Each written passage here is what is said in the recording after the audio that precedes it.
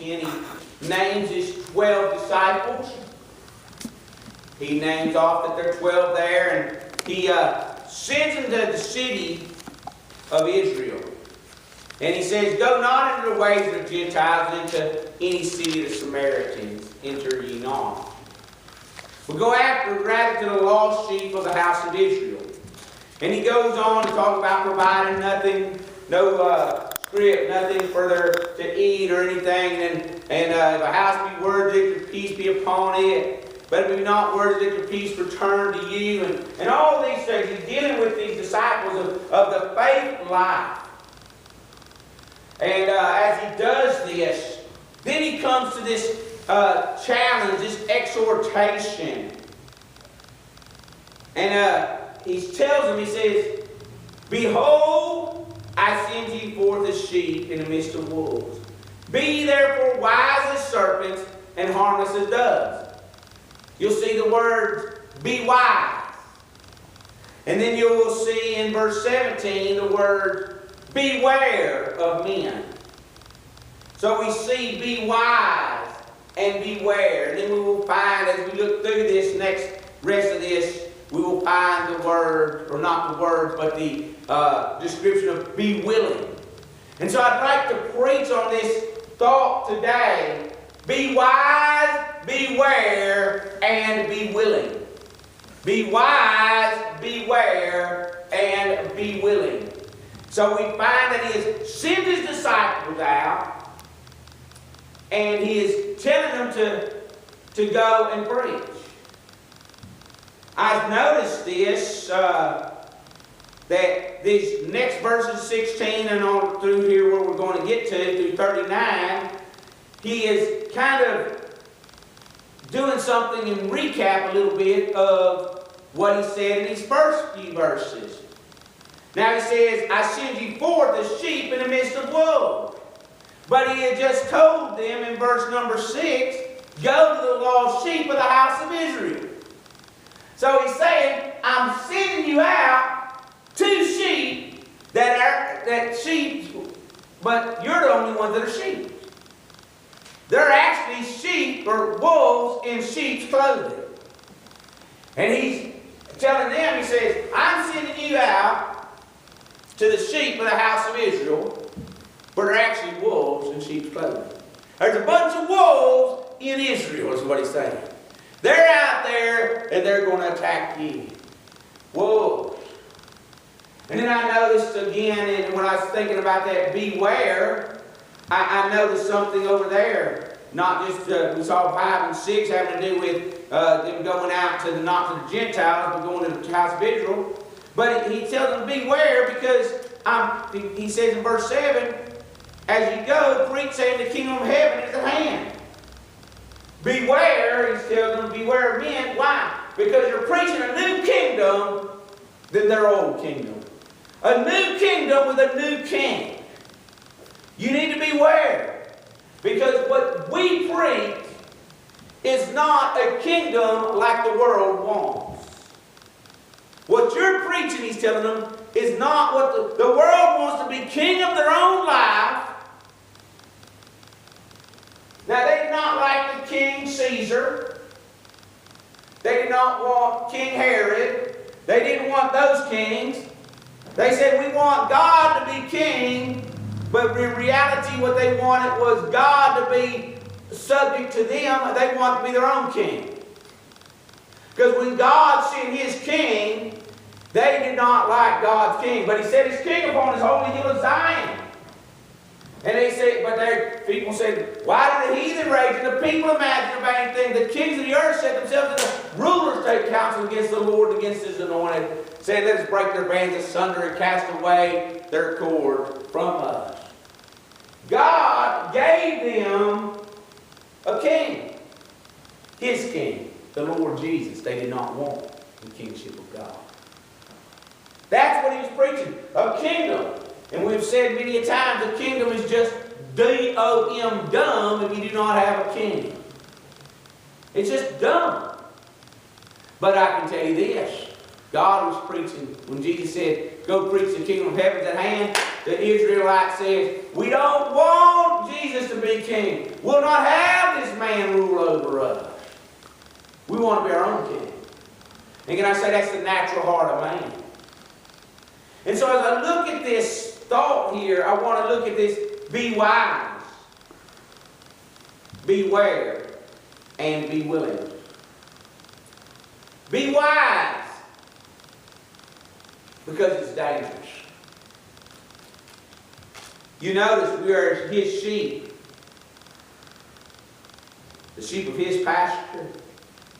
And He's sending us out, He says, in the midst of wolves. Now, to that make application to us, when you and I get out in this lost and dying world, they are not the friends of grace. This world does not love the grace of God. They love the love of God, but the grace of God does more than just show forth the love of God, because the grace of God will not leave you in your sin. Grace changes things. For by grace are you saved through faith, and that not of yourselves. It is the gift of God, not of works, lest any man should boast. Now watch here. But we are His workmanship in Christ Jesus unto good works. Grace works. Grace does something. We're His workmanship. The grace of God to bring us salvation has appeared to all men, teaching us that denying ungodliness and worldly lust, we should live sober and righteous and godly in this present world. God, grace, does not leave a man in the condition of sin. And we preach the gospel of grace. We preach a gospel of grace that changes people. But the world wants a gospel of grace that saves people without changing. They want to go to heaven, but they want to live like hell. We don't believe that. You say, why don't we believe that? Because the Bible doesn't teach that. For God to leave you in something that would destroy you and to deteriorate your life would not be gracious at all. But when God, by grace, saves a sinner, brings us up out of that horrible pit, out of that miry clay, and sets our feet upon a rock and establishes our going. He puts a new song in our mouth, even praising our God. It is dangerous. Sheep. As I think about sheep, some three things I think about sheep, real simple, like they're helpless. A sheep does not have anything to defend itself with. It is not like a goat that can butt you with its head because they're hard-headed and can sit there and have horns or anything like that. It has no ability to fight for itself. They're helpless. They're harmless. Harmless. Oh, how many people think about a sheep and think that sheep is going to attack them? And can I say, without a shepherd, they're hopeless. Hopeless. That is a sheep. That is why a sheep needs a shepherd. Oh, thank God we got a good shepherd who laid down his life for the sheep. A good shepherd who leads us in a path of righteousness for His name's sake. A good shepherd. Who will take care of us. Who will prepare a table for us in the presence of our enemies. A good shepherd. We are sheep. But He sends us forward in the midst of wolves. Sheep depend on a shepherd for provision and protection. Wolves bite and devour. Wolves destroy sheep. Wolves attack sheep because sheep are helpless. Now, child of God, that's one of the problems today. We do not see ourselves as sheep. We think I can fight against those wolves. A sheep always loses in a fight against the wolf. That's why we need a shepherd. It is dangerous. And yet He's sending them into a dangerous place. Not only does He want us to be wise because it's dangerous, but He wants us to be wise deliberately, on purpose. He tells us, be ye therefore wise. Deliberately. That means make yourself be wise.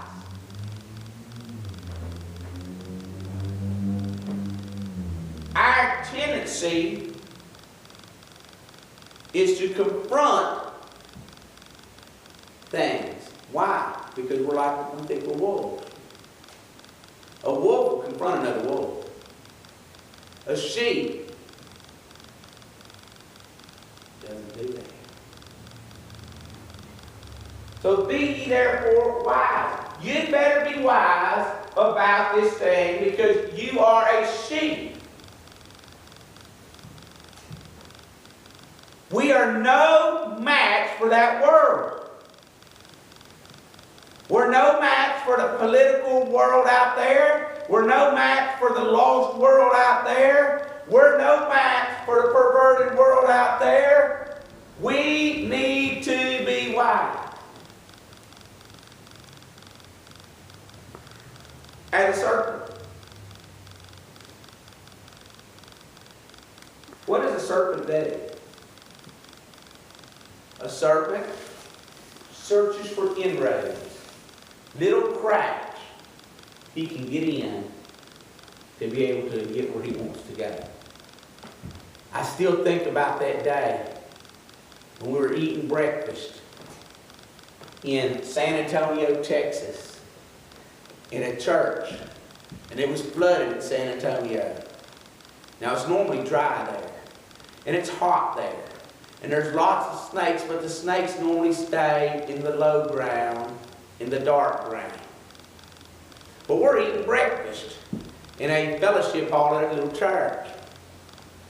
And we look over there, and under a table, all rolled up, is a big old snake. Not a little snake.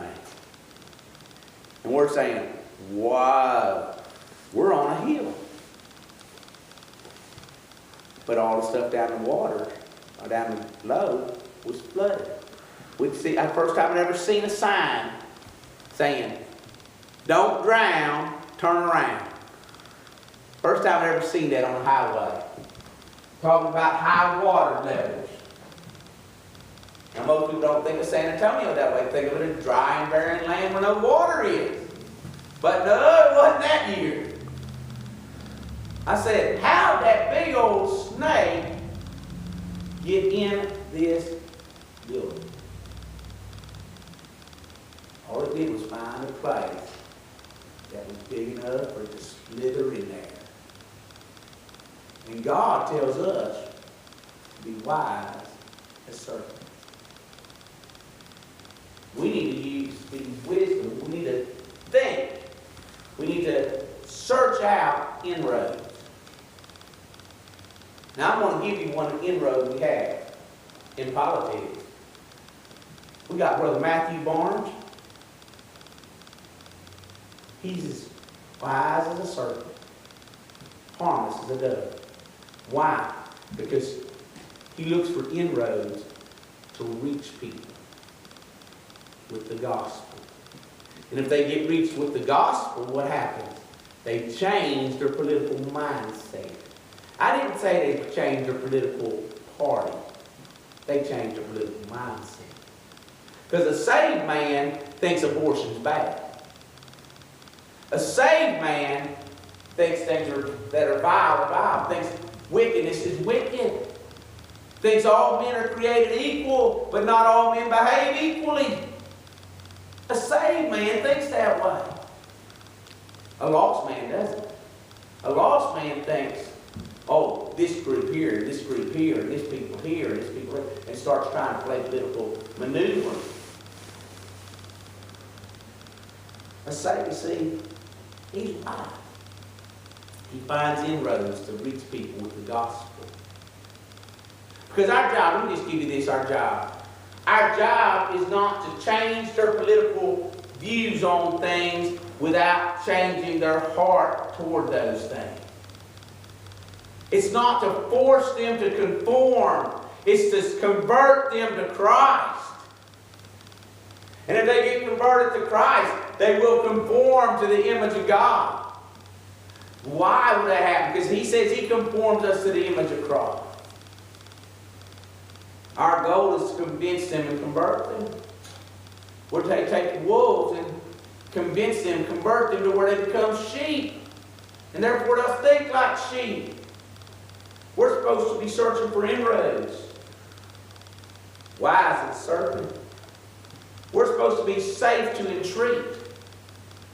Harmless as doves. Now the difference between a serpent in the world and a dove in the world is a serpent is hurtful. He didn't say, be as a serpent. He said, be wise as a serpent. Search for inroads.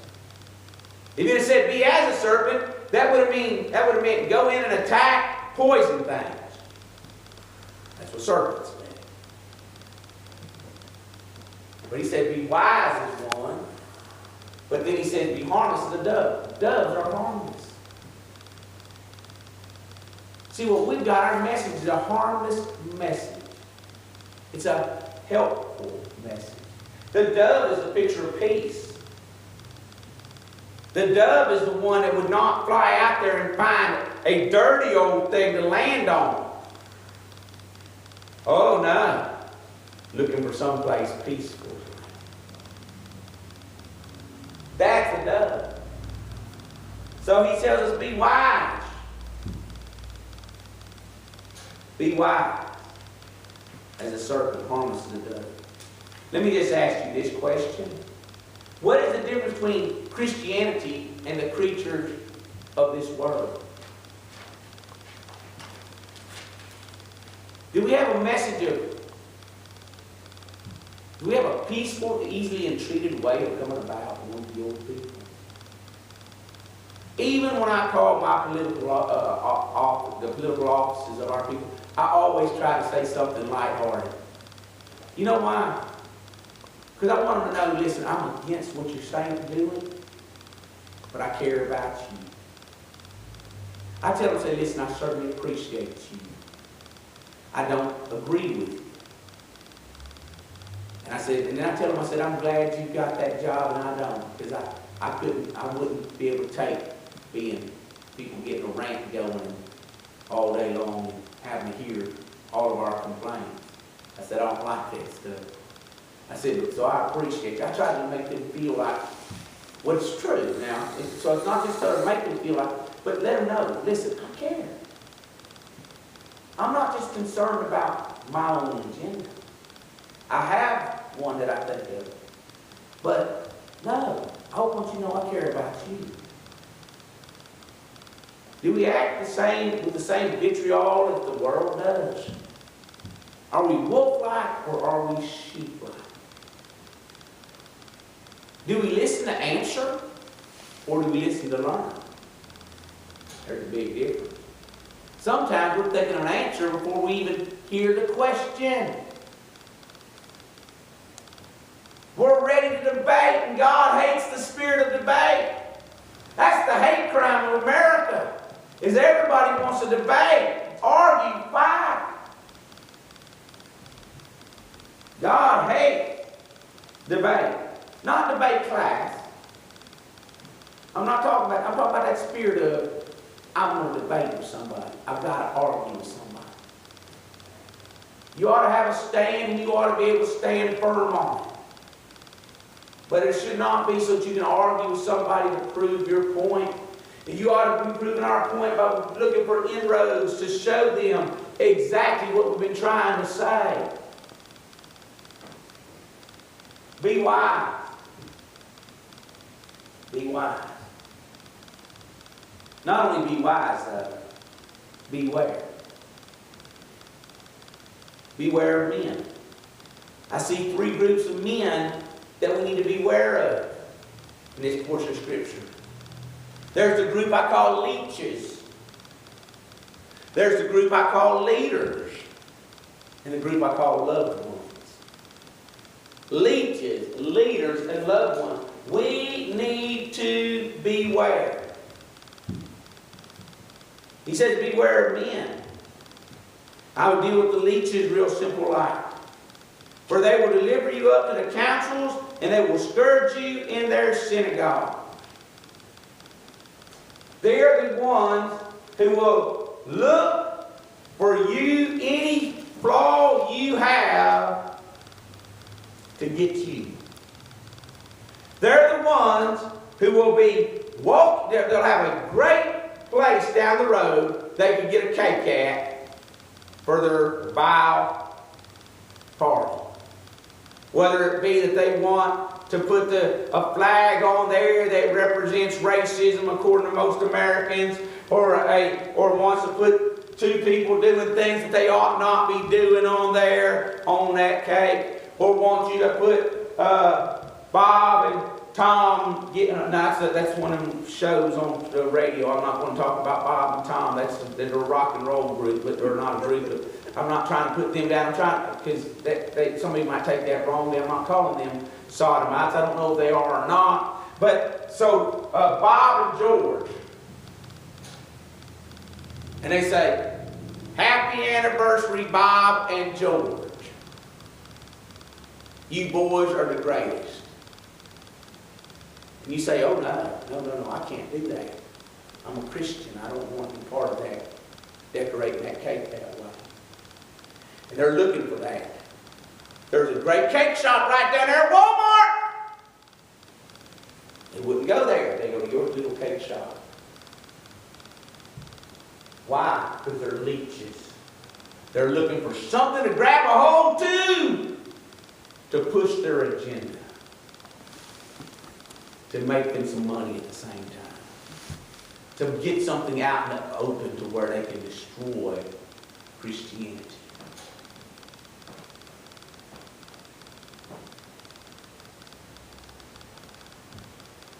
That's how they are. They're leeches. They will bring you before the councils. They'll bring you before the courts. They'll bring you before the magistrates. All because you stand for Christ. You never did anything to them. You didn't burn down their buildings. You didn't come in their places and start throwing a fit and tipping over the tables in their wedding. You're not going to their wedding. But they're coming to you to leech on to you so they can bring you before councils. That's the way people are. That's the way wolves are. They look for you to be alone by yourself, and they'll attack you as quick as they can. They try to destroy you. Beware of men. Beware of the leeches. Beware of leaders. You'll say, "And these shall be brought before governors and kings for my sake, for a testimony against them and the Gentiles." The leaders have to choose a side. They cannot not choose a side. I asked the governor's office, would the governor tell me who he does not want to be protected in the state of Indiana? Because the governor chose a side. He wants to, I don't know, the L, G, B, C, D, all that alphabet. He wants that crowd to be protected. He wants the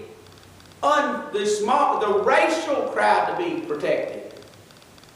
He wants this crowd to be protected, that crowd. But he won't tell me who he doesn't want to be protected. Why not? Because leaders choose sides. And they say what's going to make them popular. What's going to make them prosperous? The same thing was true in that day. What's going to give me power? I'm a governor over Jerusalem. What is going to keep me in the good graces of Herod? What's going to keep me in the good graces of Caesar? Not what's going to keep me in the good graces of God.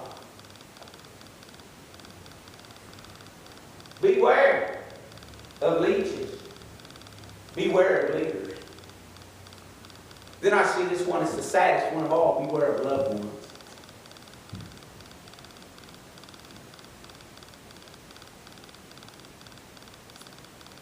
Those who will sacrifice your life to defend their view, even though they say, I love you. They will sacrifice you. They'll bring you and have you put to death. We're talking daughters against mothers, sons against fathers, brother against brother. Why? Because they say they love you, but really they love their Savior and walk their own way. The most precious thing, a mother and child will be love each other, and then that daughter will grow up and she'll choose a life that's wicked, or that son will choose a life that's wicked, or that somebody, or parents will choose a life that's wicked. And guess what happens? They get at odds with each other, and instead of praying for one another, they will bring them to persecution. They'll turn you in because they've got their own agenda. Not only will they turn you in, but they will persecute you and testify against you. Why? Because you made them angry, because you don't accept and embrace what they did. It's happened before. What ought to be weeping over each other is warring against each other now. Sad. Beware. They'll turn on you. Pastor Van Dyke used to say, talking about church family, church brethren, they'll be your best friend until you preach against their sin. You get on their sin, all of a sudden their best friend is your worst enemy. They'll look for a way to run you off. I found it to be so. Beware. Now the context of this was a Jewish family member sacrificing a Christian family member, saying that the Christian does not submit to the government. They'll take him before the magistrates and say, he won't submit to the government. He has a new Lord. He has a new king. He doesn't believe Caesar's king. He doesn't believe Caesar should be his Lord. Why did they do it? Well, they did it to the Lord Jesus because of envy. It might have just been because they're enraged. I don't know why they do it, but it's one of those two things probably that's either envy because they don't want you to get more than they've got and have more than they have, or it's because they're enraged. And it takes being enraged to turn over your family members. We're supposed to be knit together. Beware. Now I'll give you this, though, just to be glad about. He didn't say be worried. Oh, no, he didn't say be worried. He tells you beware in verse number 18. And you should be brought before governors and those testify against them and the Gentiles. But when they deliver you up, verse 19, take no thought how or what you shall speak, for it shall be given you in that same hour what ye shall speak, for it is not ye that speak, but the Spirit of your Father which speaketh in you. Don't